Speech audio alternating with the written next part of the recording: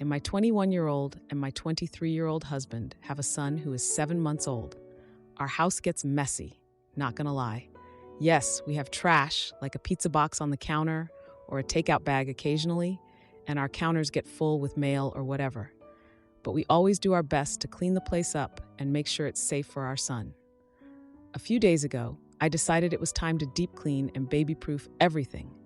So, I absolutely destroyed the house. I had stuff from the bathroom in the living room, trash, unsafe items in a huge box to throw out, and clothes scattered into piles, get rid of, keep, and dirty. I ran out of trash bags, so I asked my husband's mom if she had a spare to bring. She brought some and ended up bringing my brother-in-law and his wife to see the baby. I warned her before she got there that it was an absolute mess because we were deep cleaning and rearranging. Everything was fine. They played with my son and left. A day later, the police show up at my door saying they wanted a wellness check on my son because he was crying for hours. He didn't cry that night and cried for like 3 minutes while I made him a bottle. The cops said he seems perfectly fine and healthy and no crying. They left and we thought nothing of it. Probably an annoyed neighbor or someone being petty, whatever. Not a huge deal, or so we thought. 2 days later, I get woken up to a call from CPS saying there were accusations made. I asked if it was because of the wellness call, and she said no, they didn't even know about the police showing up days prior. Anyways, fast forward a few hours, CPS shows up. She takes 2 steps inside and looks confused, then says, "Before I read this, can I just take a look around?" She does a quick look, not even more than a few seconds, in each room before coming to the living room. Sitting down on the couch, she says, "Clearly what I have here is false, and to be honest, I was scared walking into this one." She proceeds to tell us the accusations. 1. Trash covering the floors, to the point the ground isn't visible. 2. Toilet paper covered in feces all over the place. 3. The bathtub full of feces. 4. Large boxes full of Panda Express bags, moldy food, rusty items, 20-30 soiled diapers, and trash stacked in the hallway. 5. Baby has no food and is fed curdled milk. 6. Baby sleeps in a roach-infested crib. 7. The baby has welts and open wounds on privates and legs. 8. Baby is left unattended 90% of the time. The list apparently keeps going, but she stops and says that it's clearly all false and there's no reason to continue because of how outrageous and bad these accusations are. Yes, worse than a bathtub full of shoot, apparently. They tell me the case will close and ask personal questions. Routine stuff. But this is how I know for a fact it was either my mother-in-law, sister, brother-in-law, or my mother-in-law's boyfriend. Because the detail of what was in my trash, besides the lies about diapers and mold rusty items, and the placement of the box could only be the people who were in my house days prior when I was cleaning. No one else could have possibly known that because we didn't have people over nor open our door. Very introverted, plus who wants nosy neighbors looking into your house. I contacted my brother-in-law and asked if they called. They said no and asked if my mother-in-law did. They said no, and my husband said if it was my mother-in-law, she's threatened us with CPS before because our son had a fever and we were making him suffer. Then she is no longer allowed to see our son. My brother-in-law said, "If you keep mom from seeing him, we're disowning you." We also figured out that the cops reported back to the caller, and after they got the news, he was okay. They called CPS because they didn't like that the police didn't step in. My husband thinks he should go off on all of them and cut ties due to the behavior, the accusation, and the already rocky relationship prior to this. But we already know they're going to spin it and say we're jerks to the rest of his relatives. So, would we be the jerks if we cut ties with them? Edit. We are definitely going no contact. I'm mostly likely going to share and post this to show that clearly we aren't the jerks here. Mini update and more context info on in-laws. Now for a few comments before the update. Comment 1. There should be no thinking about this. They report you to the police and CPS, so that should mean instant no contact for good. Who cares what the rest of the family think?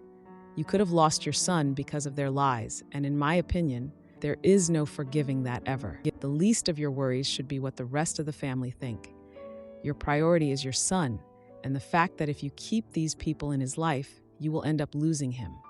Please cut contact with them all for good. Comment 2. Not the idiot. Your husband's family sucks. What they did is illegal and immoral, and obviously they don't care about your husband or his child, let alone care about you. You and husband should pursue a restraining order on the lot of them for your child, for you, and for himself. Start documenting everything and keep pushing. Now for the update. Hey Reddit, it's been 2 weeks since my last post, and boy, do I have an update for you. Remember how I told you about the CPS accusations and how we suspected someone in the family made that call? Well, things have escalated, and we've had to navigate some pretty tricky waters. First off, let's talk about my mother-in-law. She's always been a bit overbearing, and her concern for our son sometimes crosses boundaries. There was this one time before the whole CPS fiasco when she insisted on rearranging our kitchen because she thought it wasn't baby-friendly enough. My husband and I let it slide because we thought she was just trying to help, but looking back, it was a sign of her controlling nature. Now, on to the juicy stuff. After the CPS visit, my husband and I were on high alert. We started noticing little things, like how my mother-in-law would drop comments about our parenting, or how she'd give us these long, scrutinizing looks whenever she visited. It was like she was searching for something to criticize. Then the confrontation happened. My husband couldn't take it anymore and decided to confront his mom about the CPS call. It was intense. She denied everything, of course, but there was this moment where I saw something flicker in her eyes, and I knew she was lying. My husband saw it too, and he was furious. He told her that if she couldn't respect us as parents, she wouldn't be allowed to see our son. That's when my brother-in-law stepped in. He's always been the peacemaker in the family, and he begged us to reconsider. He admitted that their mom can be over the top, but he also reminded us that family is important. He shared stories from their childhood, how their mom single-handedly raised them after their dad left, and how she's always been protective, maybe too protective. After a long, emotional talk, we reached a compromise. My mother-in-law could see our son, but only under our supervision and only if she respected our rules. No more unannounced visits, no more criticizing our parenting, and absolutely no more overstepping. My husband made it clear that this was her last chance, and if she messed up, she'd be out of our lives for good. But wait, there's more. Remember how I mentioned my mother-in-law's boyfriend? Well, he's been a bit of a rough card in all of this. He's the kind of guy who likes to stir the pot, and he's been whispering in my mother-in-law's ear, convincing her that we're not fit parents. He was even bold enough to tell my husband that he didn't know how to take care of his own family. My husband lost it. He told his mom's boyfriend to back off, and that he had no say in how we raise our son. It was a showdown, and for a moment, I thought it would come to blows. But my husband stood his ground, and the boyfriend backed down. It was a clear message that we weren't going to be pushed around. Now things are tense, but there's a fragile piece. My mother-in-law has been on her best behavior, probably because she knows we're serious about cutting her off if she steps out of line again. My brother-in-law and his wife have been supportive, and they've been helping to keep the peace. As for the rest of the family, word got out about the CPS call and the accusations. Some relatives were shocked, others not so much. There were whispers and gossip, but we stood firm. We know we're good parents, and we're not going to let anyone's lies or manipulation change that. My ex tricks me into fatherhood, so I cut ties. But years later, she asks for college money, and our son wants to meet me, so I step up and we start fresh as a family. 17 years ago today, my ex and I were together. At that point, it had been over 5 years of being together, and we both were approaching 30. She had been badgering me to propose to her back then, and I intended to marry her, but I felt it was not the right time. I wished to achieve a higher salary and close on some other commitments before tying the knot. This used to really upset her. Since I was under the belief that she had an IUD, we engaged in intimacy without a condom all the time. I was surprised to learn she was pregnant and genuinely thought her IUD had failed. She confessed to me that she had her IUD removed and did not tell me about it because she thought that having a baby would knock some sense into me from moving mountains, before I intended to settle down with her and thought we would elope and start a life together.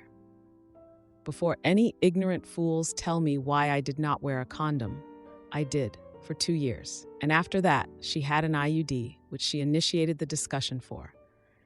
And to answer why I still didn't wear a condom, because I anticipate some kids victim blaming me here, the reason is I did not expect my ex to break my trust and have intimacy with me without my informed consent. She breached my trust and I broke up with her. She made a big fuss about me not wanting to marry her, but eventually apologized to me and expressed her regret after reflecting on her own for a few weeks. She decided that since this child wasn't wanted by me, she was not going to take child support from me, and since she is from a wealthy family, she can raise her child by herself. I cut off contact with her, and a few months after, my job sent me to the EU. I am married to my wife here with 2 children, and my wife knows about my ex and her child. Recently, my ex contacted me and told me that her family business suffered a loss, and now they have a modest life, and how they won't fund her son's education in college. She said her son resents her for not setting up a college fund by suing me for child support, and she is contacting me to fight for her child's right. I told her that I have no plans of being back in the US and to stay away from my family here and to stop dreaming about what-ifs. I checked, and the country I live in has no clear arrangements for custody laws. I blocked her so that she can rage by herself. I don't think I am an AH because given that I have moved on with my life, it is important to keep intruders away from my family and protect my own kids here because they deserve to be financially protected. I will always prioritize my wife and my daughters here. Am I the idiot? Now, for a few comments before the update. Comment 1. While it's hard for a child to know they are not wanted by a parent, and I feel bad for the son, the ex got pregnant on purpose to trap OP, and she said she'd raise him on her own. The kid didn't care about having a father until he wanted money for college. He still doesn't want a father. He wants funding. I don't know how you can have a child somewhere and not want to know him, but that's just me. I guess you'd have to deal with the ex to do that, and didn't want to. But still, not the idiot. Comment 2. Not the idiot. She maybe trapped you and thought she had an easy payday. Keep her blocked. And if the child ever contacts you, let him know the truth. You did not consent to what she did, which is considered intimacy attack. Women who do what she did should be in prison. You're lucky you live somewhere where she can't screw you over with child support. Now for the update. Hey everyone, thanks for all the support on my last post. It's been a tense few days, and I've got an update for you all. So, after I blocked my ex, I thought that was the end of it.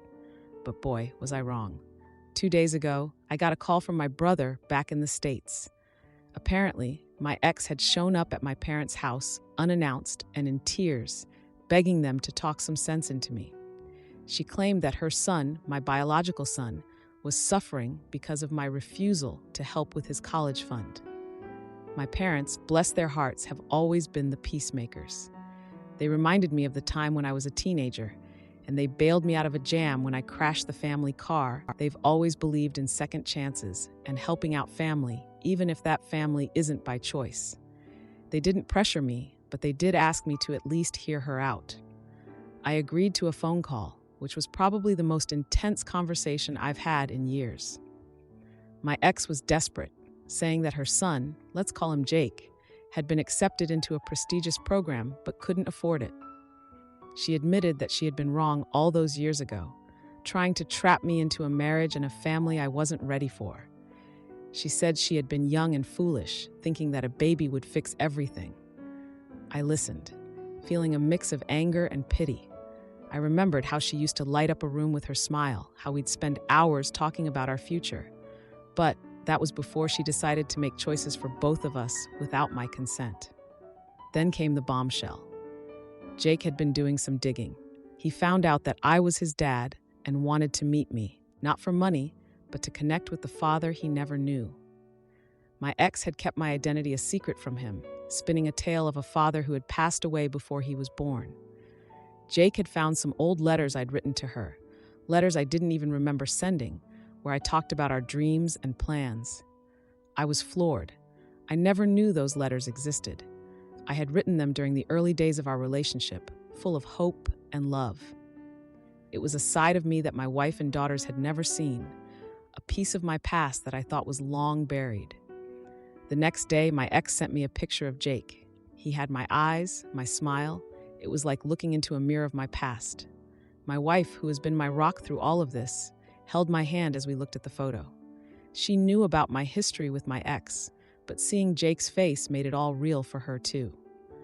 We talked for hours, my wife and I, about what this meant for our family. She reminded me of the time when we first met, how I had been upfront about my past and how she had accepted me, baggage and all. She said that this was a chance to do right by a kid who had been caught in the middle of a mess he didn't create. So I made a decision. I reached out to Jake directly. We had a long video call, just the two of us. He was nervous, understandably, but he was also smart, kind, and curious about the father he never knew. We talked about his interests, his hopes for college, and the burden he felt about the financial strain on his mom. I didn't commit to paying for his college, but I did offer to help him find scholarships, to mentor him through the application process, and to be a part of his life if that's what he wanted. It was a start, a small step towards mending a bridge I never thought I'd cross again. And here's where the subtle justice comes in. My ex, who had been listening in on the call, broke down. She apologized, not just for the past, but for trying to use our son as a pawn to get to me. She realized that her actions had consequences, not just for me, but for Jake as well. Jake decided he didn't want her involved in the college process. He wanted to do it with me, his dad. My ex agreed, stepping back to let us build a relationship on our own terms. It was a humbling moment for her, seeing that her son was growing up and making his own choices that didn't include her manipulations.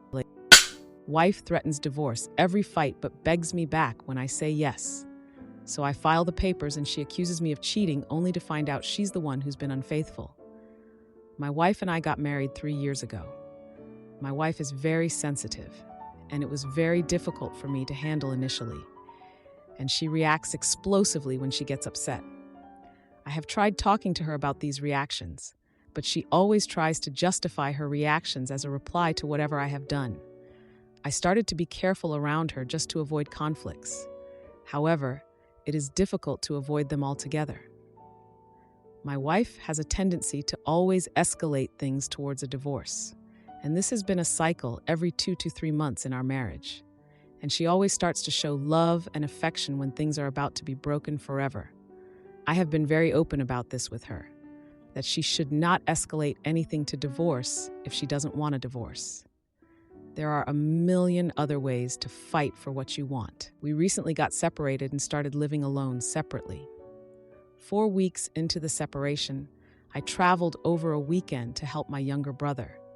I didn't tell her that because it was sort of an emergency. I got the call the previous evening and I started driving early the next morning.